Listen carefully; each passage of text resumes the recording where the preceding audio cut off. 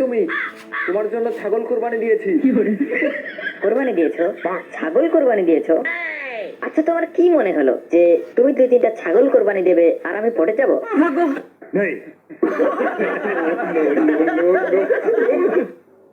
আমি ছাগলের গোশত খাই না। এবার কি করবে? তোমার গরুটাও কোরবানি দেবে? সেটা করলে তো আমার স্বপ্নটাই পূরণ হবে। তুই আয়, তোর পুজো দেবো শালা কানে গেল। আরে আমি তো গোস্ত পাগল, তুমি যত কোরবানি দেবে আমি ততই গোস্ত খাবো।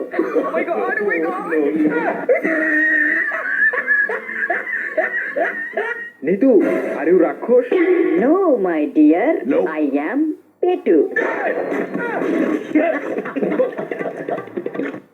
এই এই তুই কি মনে করছিস? হ্যাঁ, আমি তোর জন্য কোরবানি দিতেই থাকবো আর তুই গোস্ত খেতেই থাকবি? লুক, আই অ্যাম কসাই আরিয়ান মির্জা, কোন গরুর দালাল না। তুই গরুর গোস্ত খাবি? যা, এবার হাঁসের গোস্তও পাবি না। देखा आपने लापरवाही का नतीजा है।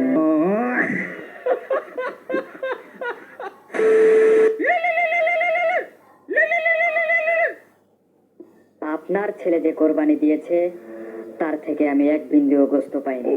আমি নিজে গিয়ে গোস্ত নিয়ে আসবো। আমি আশা করব মিসকিন হিসেবে আপনি আমায় গোস্ত দেবেন, আর যদি সেটা না করে সব গোস্ত আপনি একাই মেরে দেওয়ার চেষ্টা করেন তাহলে আমি আপনারটাও ছাড়বো না। কথাটা মনে রাখবেন। Are you comedy me? Ariya Mirza আমার ছেলে, আমার টুনটুনি, আই মিন পৃথিবী। পৃথিবীর সমস্ত গোস্তে হাত দিলেও ওর গোস্তে হাত দেওয়া যাবে না, কারণ ও কোরবানি দিয়েছে কেবলমাত্র গোস্তই খাওয়ার জন্য। যদি হাত দেন তাহলে আপনার এমন অনেক জায়গা আছে যেখানে আমি হাত দিলে আপনার হাগামোতা সব বন্ধ হয়ে যাবে, তখন গোস্ত খাওয়া তো দূরে থাকবে।